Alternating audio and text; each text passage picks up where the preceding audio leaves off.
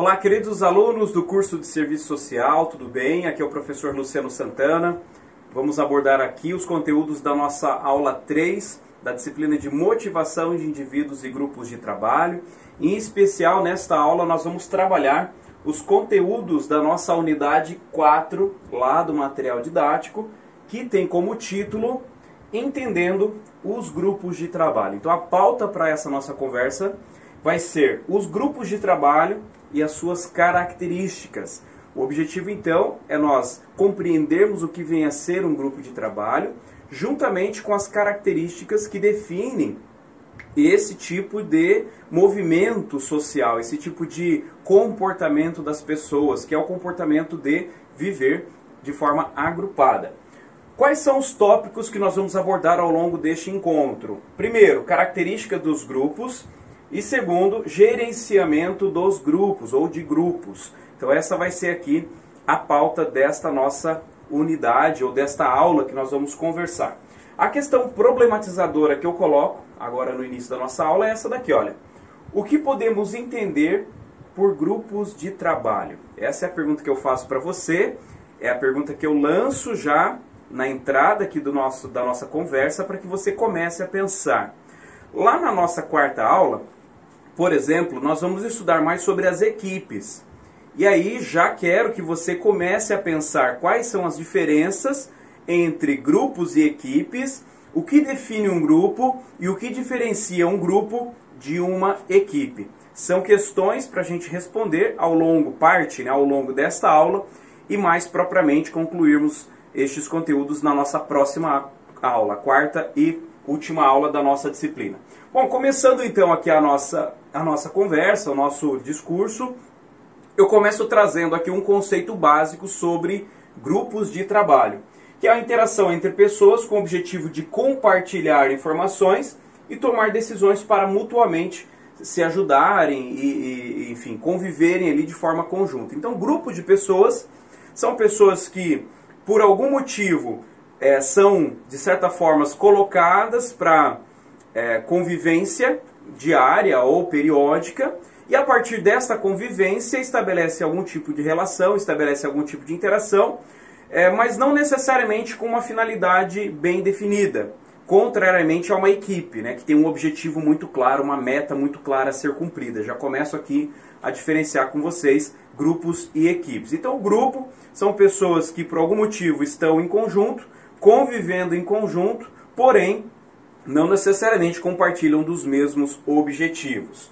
Aqui nós temos, dentro das organizações, e aí muitos de vocês terão a oportunidade de trabalhar em uma empresa, uma organização, ou até mesmo em instituições do terceiro setor, vocês vão se deparar com isso. Isso já, muitos de nós já temos essa experiência dentro da nossa família, ou dentro de outras experiências profissionais, instituições a qual frequentamos, como igreja, clube, faculdade, escolas, assim por diante. Então, todas as organizações humanas, né, as organizações constituídas dentro da sociedade, vão apresentar esses dois elementos, que são os grupos formais, que são aquele grupo de pessoa ou grupos de pessoas que foram definidos por uma questão formal daquela organização, ou pelo organograma dessa organização, que define então quem se relaciona com quem, que aí é o grupo formal, que é o mais comum da gente evidenciar, ou é definido pela hierarquia dessa organização e assim por diante. Então, nós temos aqui os grupos formais e depois os grupos informais, que são os grupos estabelecidos de forma espontânea pelas pessoas, desrespeitando ou não necessariamente levando em conta os aspectos formais do estabelecimento dessa estrutura. Os grupos informais são muito comuns também, muitos de nós participamos, atuamos dentro desses grupos, são grupos que exercem um poder muito grande sobre o grupo formal. Então as pessoas se conectam, compartilham, estão juntas ali por algum motivo, pode ser por amizade ou por interesses ou por afinidades, uma série de coisas nesse sentido. Então existem dentro das organizações, para sua leitura, para a sua leitura do ambiente, né, da organização, para a sua percepção, já leva em conta que existem os grupos formais e os grupos informais. Preciso, enquanto profissional, identificar quais são esses grupos formais, quais são os grupos informais. Avançando aqui, por que as pessoas buscam este modelo de convivência que é um modelo de grupo? Existem vários motivos que levam as pessoas a formarem grupos. Primeiro, um deles eu comentei nas aulas anteriores, que é o ser humano é um ser biopsicossocial. Ele é bio em função da vida, o psíquico porque ele é um ser pensante, ele raciocina, e o social exatamente pela necessidade de vida em sociedade, a necessidade de compartilhamento. Então o ser humano busca a convivência em grupos por segurança, por status, por autoestima, por afiliação, por poder, para realizar metas. Existem vários motivos que levam as pessoas a quererem ou a fazerem questão de estar dentro de um grupo ou a pertencerem a determinados grupos. Alguns são involuntários, né, porque não depende da minha vontade. Por exemplo, os grupos formais, para atuar dentro de determinada organização, você obrigatoriamente vai precisar atuar dentro de um grupo formal, mas os grupos informais passam muito por essas motivações aqui, e aí as pessoas entram nesse grupo de forma voluntária. Bom, é interessante, e esse slide que reflete muito sobre esse entendimento, esse movimento dos grupos, e principalmente para a virada de um status de grupo para equipe. Quando que acontece essa virada, né? Porque é muito comum hoje, dentro das organizações, uma confusão sobre grupos e equipes. Na verdade, a grande maioria das organizações trabalham com grupos, mas chamam esses grupos de equipes. E aí tem aqui alguns elementos que ajudam a gente a entender por que nós, apesar de ter todo um discurso de equipe, de trabalho em conjunto, trabalho em equipe, ainda assim somos grupos. Aqui são os estágios de formação dos grupos, onde nós saímos de um pré-estágio, ou seja, quando ainda não existe o grupo, passamos por um estágio inicial de formação, que é o momento do encontro, é o momento onde as pessoas se conhecem, as pessoas começam a estabelecer interações. Aqui é muito tranquilo ainda, as pessoas ainda um pouco inseguras, um pouco incertas. Vem o estágio 2, chamado aqui de estágio de turbulência, ou estágio do conflito, que é onde as diferenças interpessoais aparecem. E aqui neste estágio, a intervenção do gestor, a intervenção dos indivíduos, sobretudo a liderança ou o gestor desse grupo, é fundamental. Já volto a falar mais sobre esse estágio 2 aqui. Bom, superado essas diferenças, amadurecido o grupo, né, sobre essas questões, nós vamos para o estágio 3, que é a normalização, que é quando a gente cria a regra de convivência e a gente passa a conseguir agora a conviver em conjunto. Aí vem o estágio 4, o estágio da performance, o estágio do desempenho. E a partir desta virada do estágio 3 para o estágio 4, que o grupo se transforma na verdadeira equipe.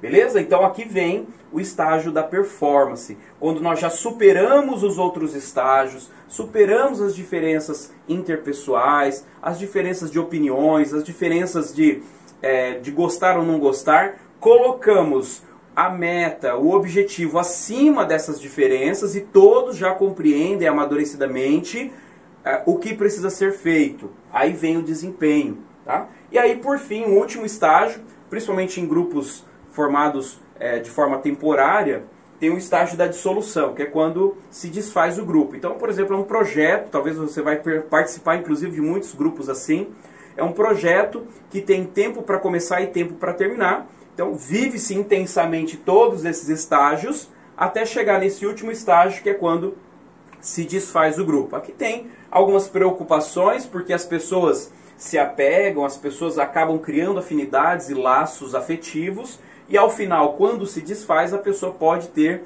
algum problema emocional, ficar talvez ansiosa, deprimida, enfim. Então é necessário aqui uma atenção quando existe essa dissolução.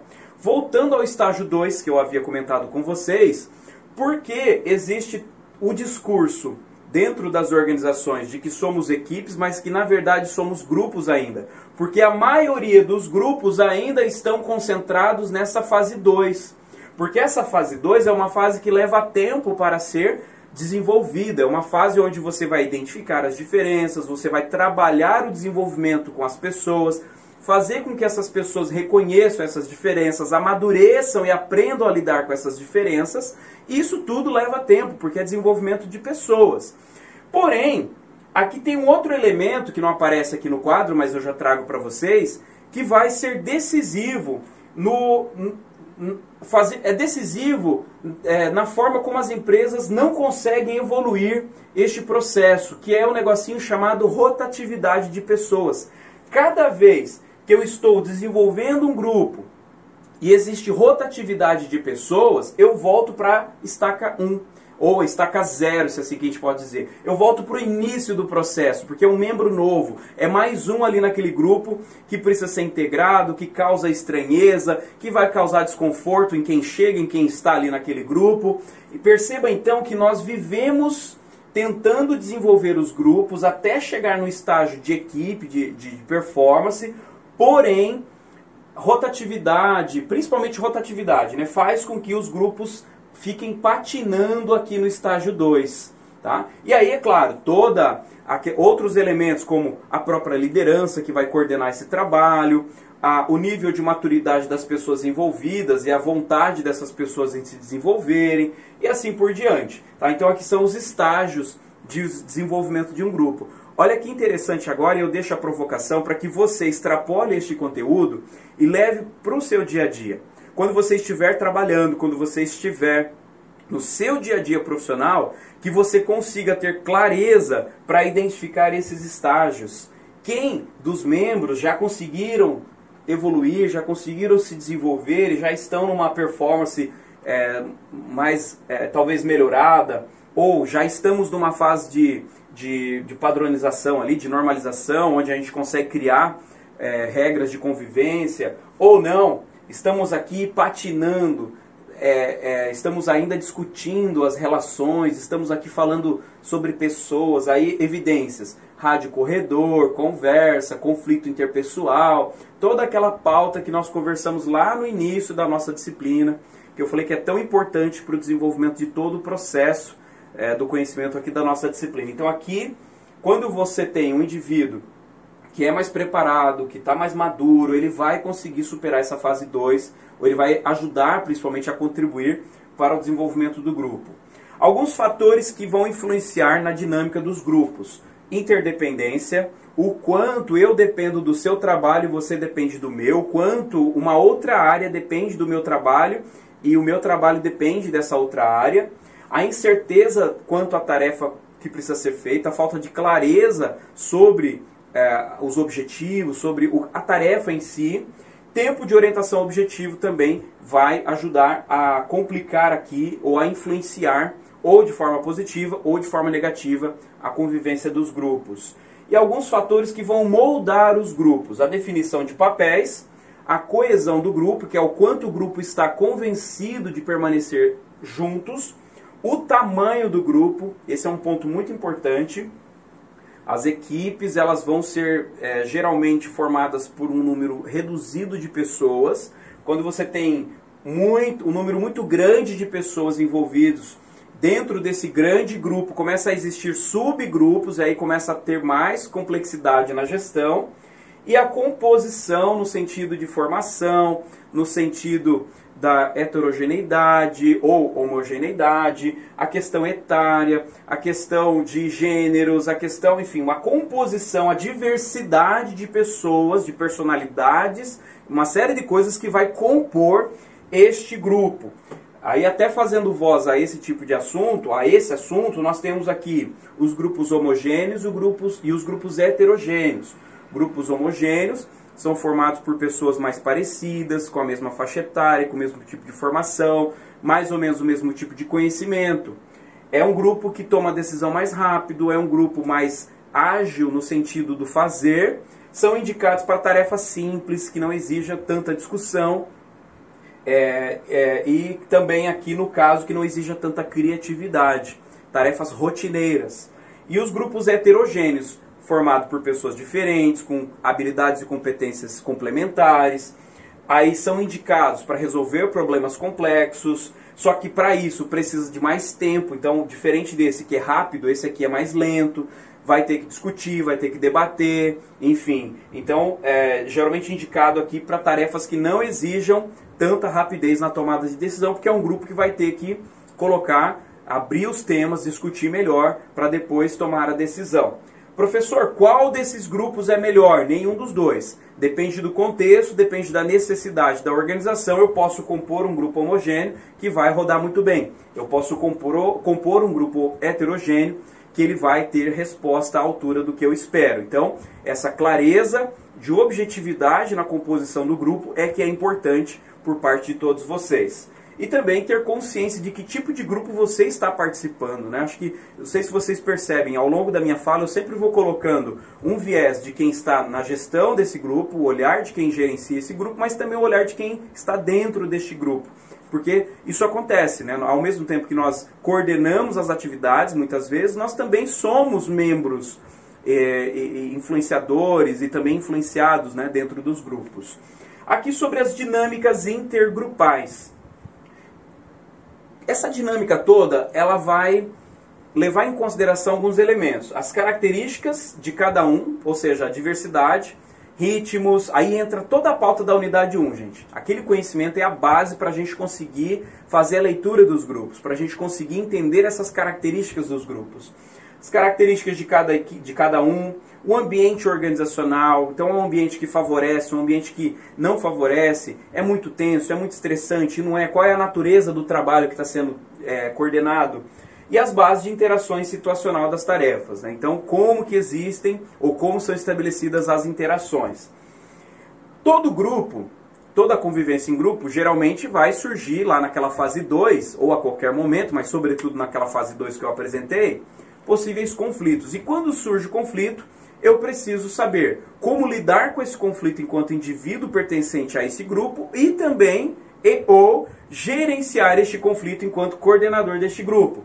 E aí aqui nós temos algumas estratégias para lidar com os conflitos. Eu tenho uma estratégia que é a fuga, que é quando eu corro desse conflito, para ver se ele se resolve sozinho, não funciona muito.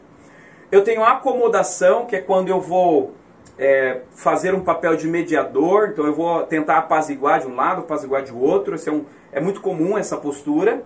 A competição, que é quando você não está muito preocupado com o relacionamento, você não está muito preocupado, o seu grande foco é mais o resultado, então você vai para a competição, que daí é a condição de um ganhar e outro perder. A colaboração, né, então você vai buscar colaborar, trazer todos, né, de forma colaborativa para resolver um problema ou para pensar um assunto.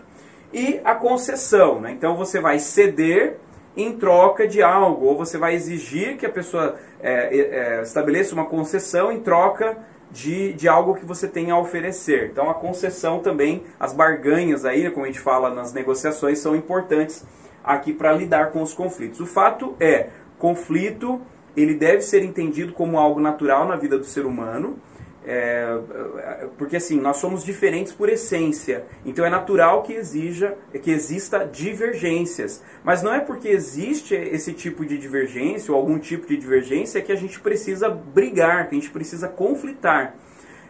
Então a gente sempre coloca que o conflito fique no mundo das ideias, discutindo, debatendo, com argumentações sólidas, né, robustas, e essa questão pessoal que ela seja superada. Tá? O que acontece? As pessoas ficam bronqueadas, ficam chateadas, elas não conseguem apenas debater o assunto no âmbito da ideia e levam para o lado pessoal. Isso significa o quê? Falta de maturidade emocional. Hashtag fica a dica para vocês. Como gerenciar os grupos, pessoal? Bom, primeiro, crie regras e procedimentos. Por quê? Se não existe regra, se não existe procedimento, se não existe o mínimo de orientação para as pessoas, cada um vai fazer do seu jeito. E aí é um problema, porque cada um tem o seu jeito de fazer. Então uma das primeiras formas para você alinhar e avançar mais rápido naquele processo de superar a fase do conflito e vir para a terceira fase, que é a normalização, é exatamente criar regras e procedimentos. o contrato psicológico, a regra, o padrão de comportamento, o padrão, as expectativas, o que eu espero de você, o que você espera de mim, assim por diante. Estabelecimento de hierarquia, definir claramente quem responde a quem, planejamento, força-tarefa e o departamento, trabalhar com departamentos integrados. A questão da interdependência ser melhor desenvolvida, onde cada um sabe onde impacta o trabalho do outro. Ter clareza sobre aquilo que eu faço gera ou fornece uma informação, uma matéria-prima que o outro vai utilizar. E isso gera um impacto no resultado dele, assim como eu também dependo de outros fornecedores, se é assim que eu posso dizer, de pessoas que vão trazer subsídios, informações para que o meu trabalho aconteça. Então eu vou criar aqui um conceito de departamentos integrados ou de atividades integradas. E assim a gente vai fechando aqui a nossa terceira aula da disciplina de motivação de indivíduos e grupos de trabalho. Deixo aqui para vocês o hashtag Fica a Dica. O que é o hashtag Fica a Dica? São alguns complementos que eu quero trazer aqui para vocês e eu separei algumas ideias. O primeiro deles é um exercício que eu acho que neste momento que vivemos, ele se faz muito necessário, chamado aqui de ressignificação diária. Primeira pergunta que você vai buscar responder todos os dias, ao final do seu dia. Quando você encerrar as suas atividades, quando você estiver menos agitado, quando você estiver indo se deitar. Eu coloquei algumas perguntas. Primeira, por que valeu a pena viver o dia de hoje? Essa é uma pergunta provocativa para você. Segunda pergunta, o que eu poderia ter feito diferente dentro deste dia? Terceira, o que eu posso aprender com tudo isso que aconteceu ao longo deste dia? E por fim, que decisão eu posso tomar para que no dia seguinte ou numa próxima oportunidade eu tenha consciência e tenha a oportunidade de tomar uma decisão e fazer diferente e construir um resultado diferente, ter uma ação, um comportamento diferente. Fica aqui um exercício muito importante para a ativação de estados emocionais e, sobretudo, para nos trazer mais consciência da forma como estamos conduzindo as nossas tarefas e os nossos comportamentos no dia a dia e também, claro, as nossas relações interpessoais. Depois eu trago para você a indicação de 2 livros. Este primeiro livro aqui é bem legal, é do Daniel Goleman, que é o pai da inteligência emocional, é o autor aqui que funda, né, todo o conceito de inteligência emocional no seu best-seller mundial lançado em 1996, chamado Inteligência Emocional. É desse mesmo autor, ele traz liderança, a inteligência emocional na formação do líder de sucesso. Então eu trago aqui como uma leitura complementar, deixo a indicação para vocês. E o outro livro, também muito legal, muito importante, é o Ciclo da Autossabotagem. Tá? Então este livro aqui, ele vai trazer uma série de cases de como que as pessoas se autossabotam, terceirizam a responsabilidade de suas vidas, seus resultados e se convencem de que estão certas por um ciclo de autossabotagem. Então ele vai meio que desmistificar essa questão aqui e o quanto é importante a gente ter consciência e assumir a responsabilidade pela nossa vida, pelos nossos comportamentos e pelos nossos resultados. Legal? Pessoal, fico por aqui então, deixo aqui alguns contatos de redes sociais para quem quiser acompanhar o meu trabalho. Agradeço a sua atenção, espero que tenha me feito aqui fazer entender com vocês, você tenha compreendido, né? Espero que você tenha buscado aqui reflexões, extrapolado sobretudo, né, esses conceitos para o seu dia a dia. Um forte abraço para você, se cuida por aí, eu estou me cuidando por aqui e a gente se vê na próxima aula. Tchau, tchau!